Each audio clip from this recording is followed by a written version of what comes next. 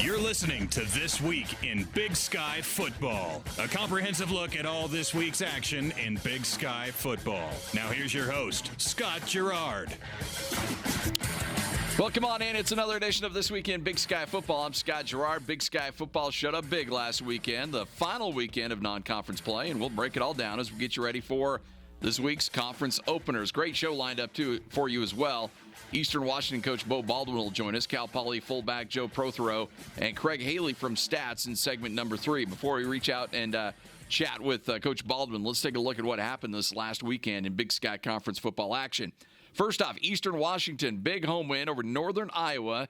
Eagles trailed by 17 at halftime, came back to earn the win over the Panthers. Riley Hennessy throwing a touchdown pass on a fake field goal late in the fourth quarter. Eastern gets the win and improved to 2-1 on the season. Cal Poly Mustangs also 2-1, picking up 38-31 victory over top 10 South Dakota State. Mustangs fullback Joe Protheroe rushing for over 200 yards, and the Mustangs head into conference play with a whole lot of momentum. North Dakota with a wild win over South Dakota. Fighting Hawks go on a 20-0 scoring run in that game, get 2 pick sixes, earn a 47-44 double overtime victory over South Dakota. Weber State and Sacramento State dueled in a non-conference matchup in Ogden. Wildcats quarterback Jadrian Clark combining for over 400 yards of total offense. Weber gets its first win of the season. Final score there, 14-7. Montana State dump trucking Western Oregon in Week 3, getting a 55-0 victory over the Wolves. Northern Arizona, a big win over Division II New Mexico Highlands, 73-3. Lumberjacks set all kinds of records in this one. First, NAU quarterback Case Kukas throwing for 7 touchdown passes, which is the most in Division I football this season. NAU receiver Emmanuel Butler had 5 touchdown catches, which is the most in Division I football this season.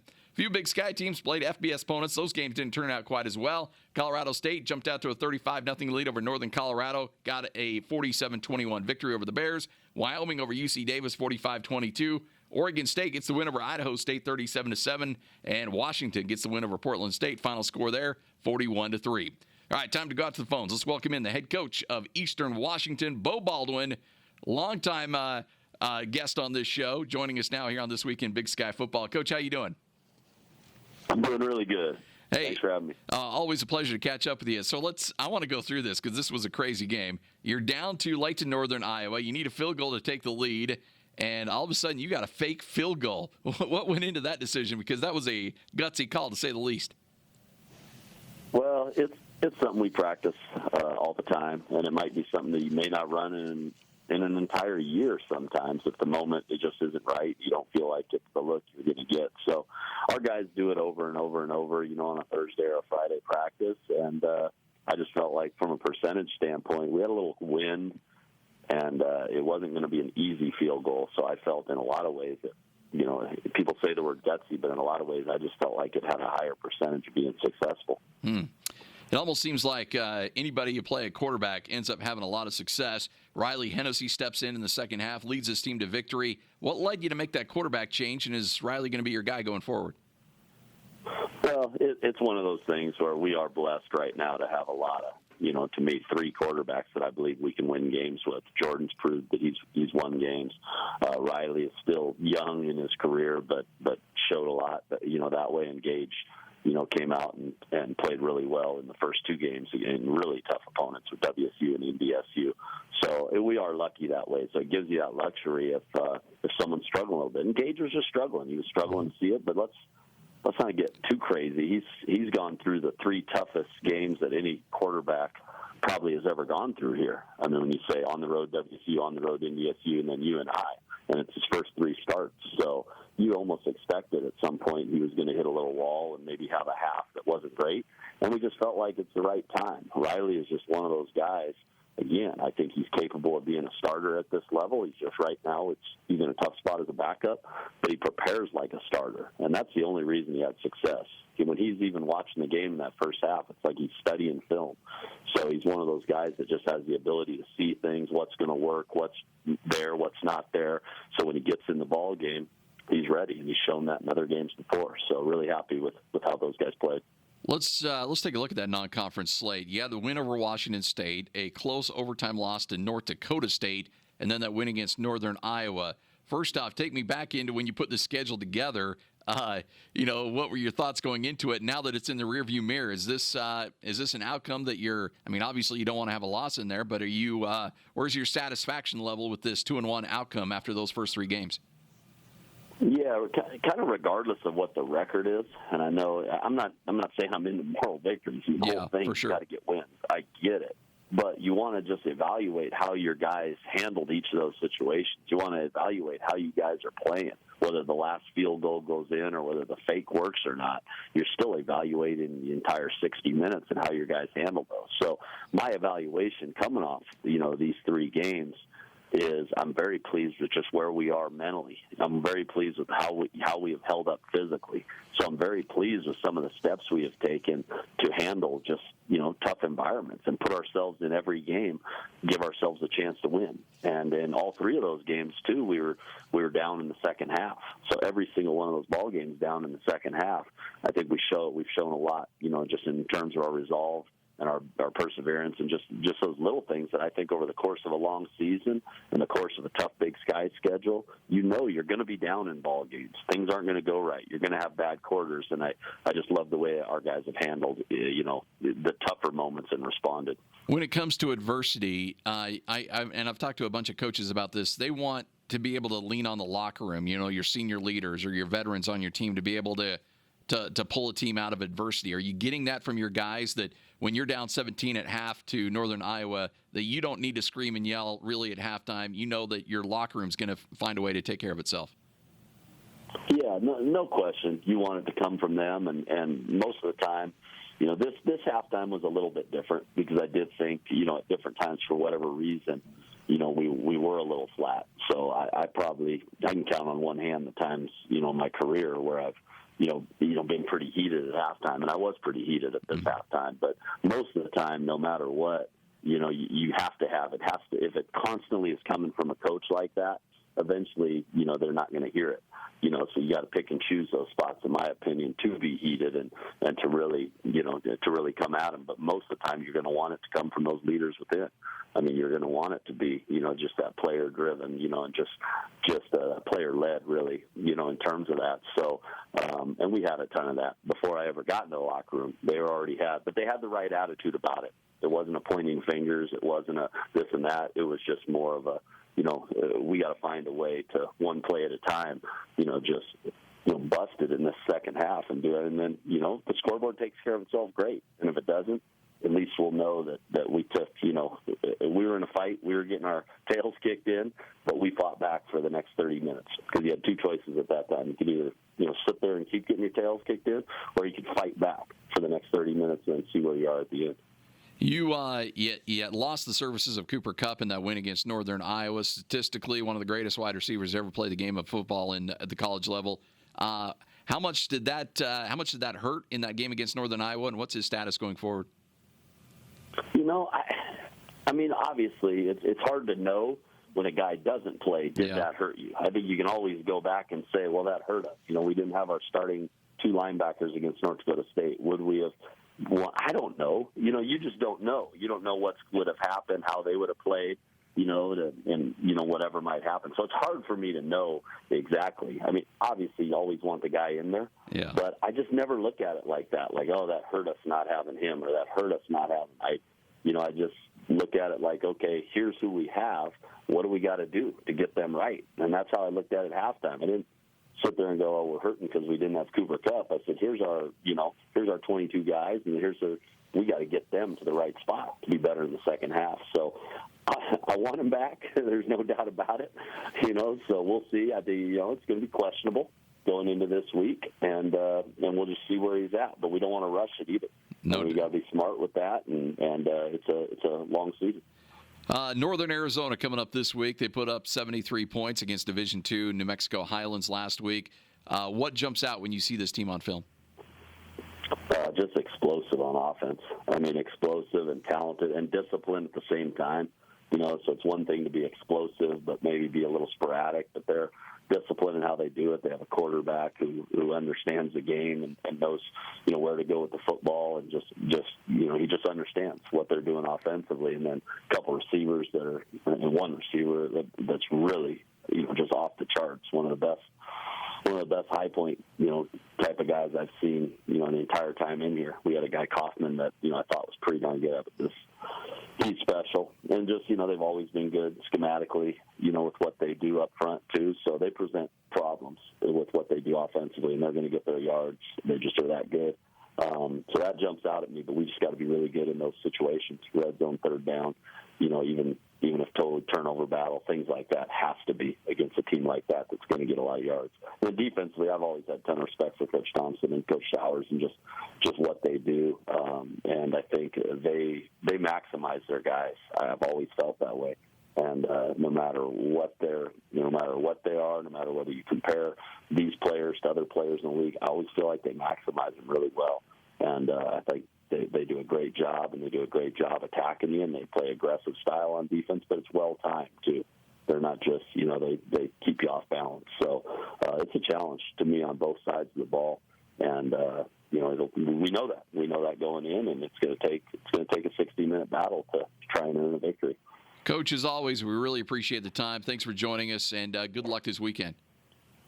Appreciate it. Thanks for having me on. You got it. Coach Beau Baldwin, head coach of the Eastern Washington Eagles, right here on This Week in Big Sky Football. You can catch that game against Northern Arizona this week on WatchBigSky.com. Take a break, come back. You'll hear from Cal Poly fullback Joe Protheroe. Also review your Root Sports Players of the Week. It's all straight ahead. You're listening to another edition of This Week in Big Sky Football.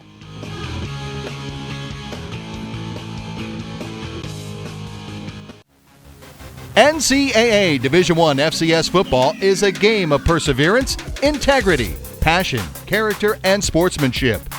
As he works to honor the game, every FCS student-athlete grows in his responsibilities as a student and as a member of his campus and community. Dedicated to personal growth and success in the classroom, the NCAA Division I FCS, every down, every day. We play to win, but it's bigger than winning. It's about authenticity, being true to yourself, genuine dreams and a country big enough to fit them, values and hard work, giving your best and giving back, working together, building a tradition bigger than any one of us, and showing the world every day who we are and how we play. We're Big Sky. We are the heart of the American West. Welcome back to This Week in Big Sky Football. All right, segment number 2 here on This Week in Big Sky Football. I'm Scott Garrard. Austin Horton is the one who puts it all together every single week. Big thanks to him. We'll be joined by Cal Poly's Joe Protheroe in just a moment. But before that, let's review your Root Sports Player of the Week from last week in the Big Sky Conference. Spoiler alert, our next guest is your Offensive Player of the Week. Cal Poly fullback Joe Protheroe. Root Sports Offensive Player of the Week, rushing for no big deal, 217 yards, 2 touchdowns. Cal Poly gets the win over South Dakota State. Final score there, 38-31. 2 players are going to share your Root Sports Defensive Player of the Week honors. Eastern Washington linebacker Makia Zamora finished with 14 tackles in their win over Northern Iowa. North Dakota cornerback Deion Harris also with a pick 6 that helped the Fighting Hawks get the victory over South Dakota. UND ended up winning that game 47-44. And your Special Teams Player of the Week is kick returner from Eastern Washington, Antoine Custer. Returned 1 kick, but turned it into a 93-yard touchdown, opening up the second half with a bang, and Eastern's come-from-behind victory over Northern Iowa.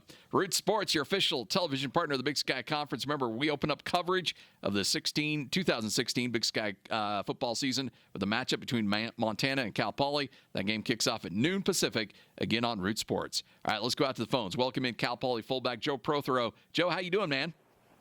Good. How you doing? I'm good. Good. I understand you're a new father again. The baby's a couple weeks old?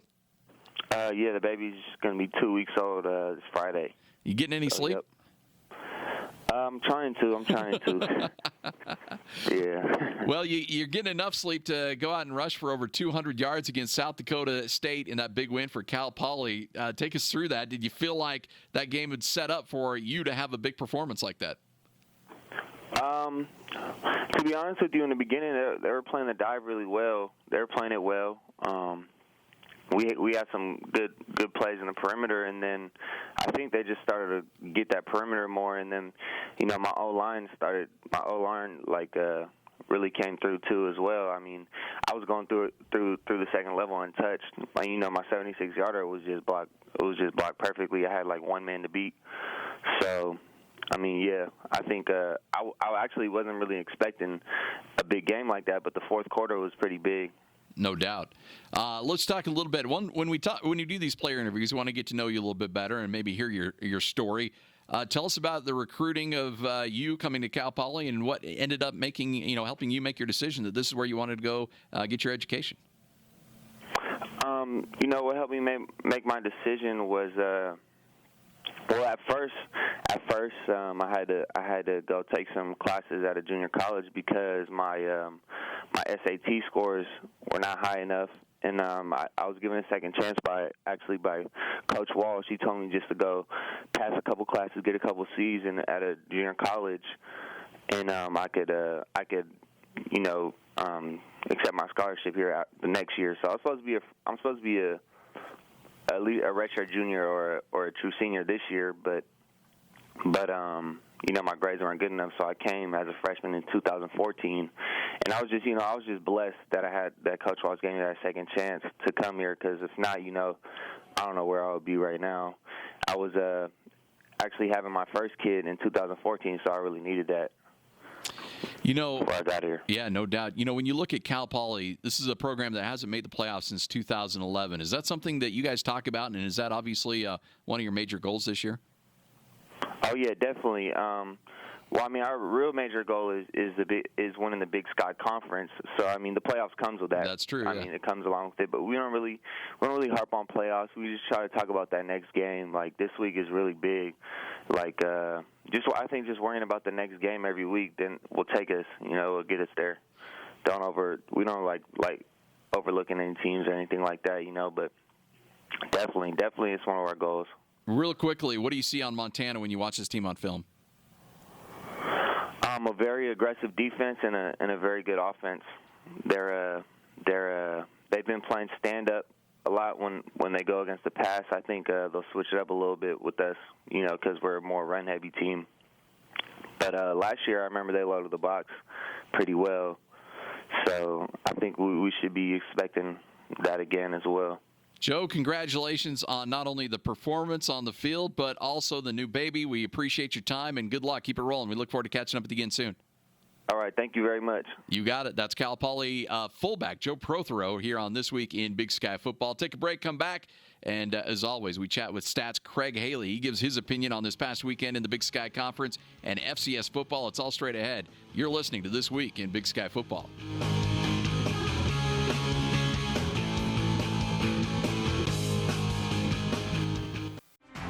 We play to win, but it's bigger than winning. It's about authenticity, being true to yourself, genuine dreams and a country big enough to fit them, values and hard work, giving your best and giving back, working together, building a tradition bigger than any one of us, and showing the world every day who we are and how we play. We're Big Sky. We are the heart of the American West. NCAA Division I FCS football is a game of perseverance, integrity, passion, character, and sportsmanship. As he works to honor the game, every FCS student-athlete grows in his responsibilities as a student and as a member of his campus and community. Dedicated to personal growth and success in the classroom, the NCAA Division I FCS, every down, every day. Welcome back to This Week in Big Sky Football. Final segment of this week's show. I'm Scott Garrard. You're listening to another edition of This Week in Big Sky Football. Before we take a look at the upcoming games this weekend and talk with Stats Craig Haley, here's a quick announcement. Dates for the Big Sky Conference Basketball Digital Media Day. The Big Sky will be streaming interviews with every men's and women's basketball program in the league coming up October 20th and 21st. You can catch that on watchbigsky.com. Head to bigskyconf.com to find out the day and time for your favorite team.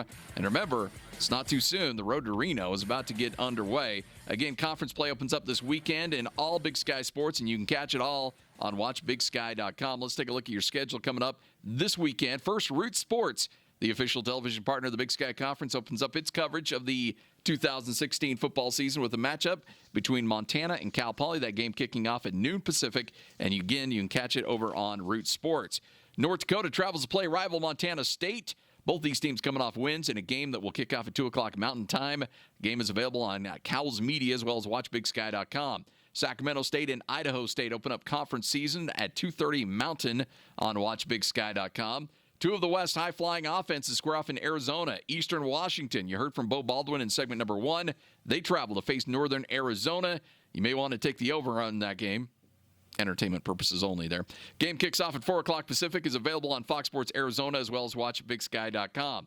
And defending Big Sky champion Southern Utah will open the defense of its crown, hosting Portland State. The game kicks off at 6 o'clock Mountain on WatchBigSky.com. And finally, Weber State and UC Davis open up in a game that should be an entertaining one, to say the least. Game kicks off at 6 o'clock Pacific, again on WatchBigSky.com.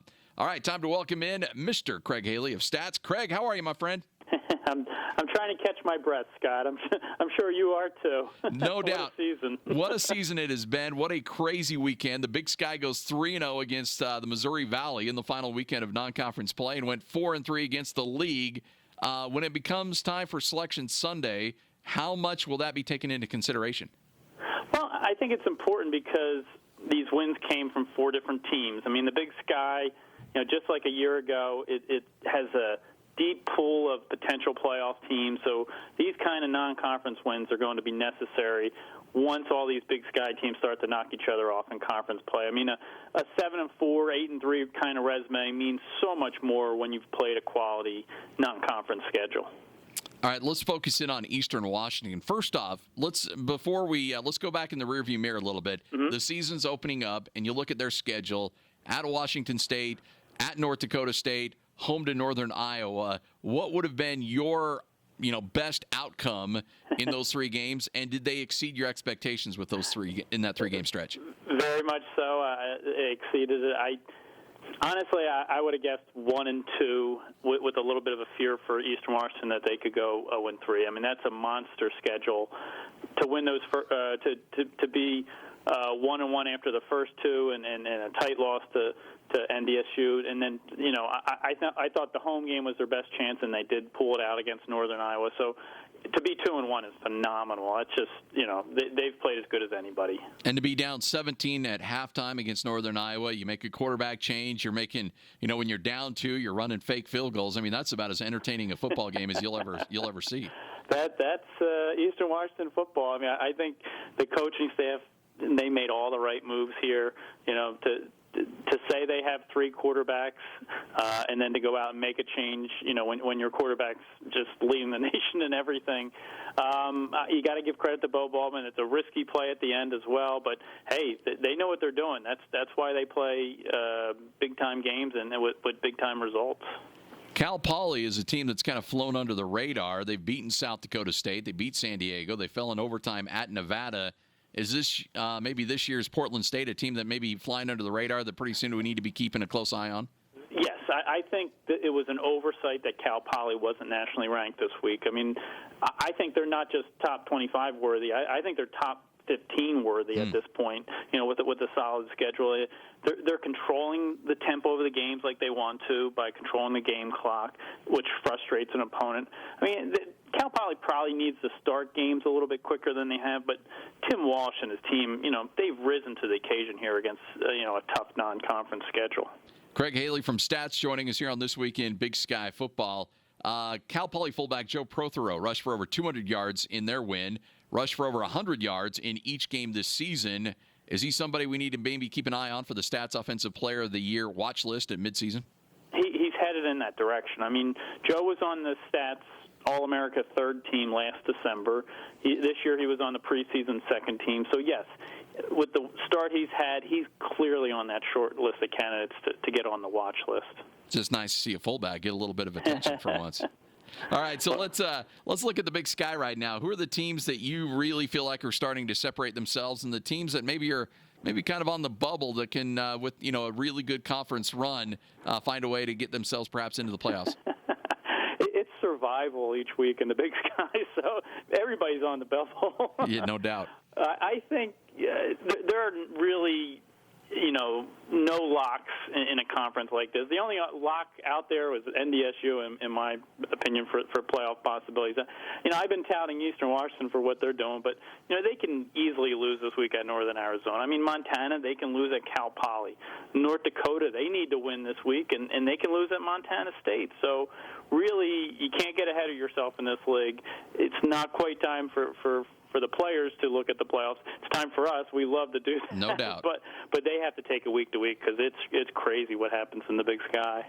Craig, if you were a maybe a Big 12 athletic director and the North Dakota State AD calls up and says, "Hey, I've got an open schedule. If you throw us a few dollars, we'd love to come to your stadium and play." Do you hang up with that phone call immediately? I think pretty soon North Dakota State's going to have to pay the FBS teams because they believe in every game they're going to win, and somehow they win in magical ways too. So it's great when all these FCS teams can not just play well, but win as well. 6 straight years. It's really an incredible run. All right, so let's go to your top 5. Obviously, North Dakota State's probably number 1, but who's your next 4 after them? Well, yeah, we've talked about strength of schedule after North Dakota State. I have Eastern Washington number 2. Got it. Last week I had them at number 4, and the national panel had them at 8. But I think you have to look at their schedule here, what they've done. Sam Houston State, I'm 3 with them. Jacksonville State at 4, and then I have Montana at 5. They've done well, and obviously tough game at Cal Poly. Cal Poly plays them tough, so. We'll see. If they win that one, Montana's really solidified itself for the top 5. And finally, Craig, what's the game you're looking forward to most this weekend in the Big Sky? You going Northern Arizona, Eastern Washington?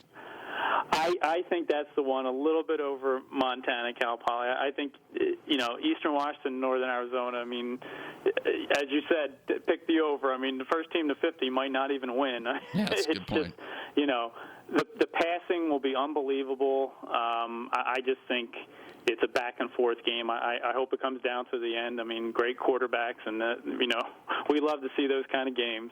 Craig, you're the best. Thanks for joining us. We appreciate your time as always. Thank you, Scott. You got it. Craig Haley from Stats here on This Week in Big Sky Football. Big thanks to him, Eastern Washington coach Beau Baldwin, also Cal Poly fullback Joe Protheroe for joining us today. Also, big shout-out to Austin Horton, who puts it all together, and executive producer of This Week in Big Sky Football, John Oglesby. Be back next week with a recap of another great weekend in college football. Until then, I'm Scott Garrard. Enjoy the weekends. Enjoy the games this weekend, all right here on This Week in Big Sky Football.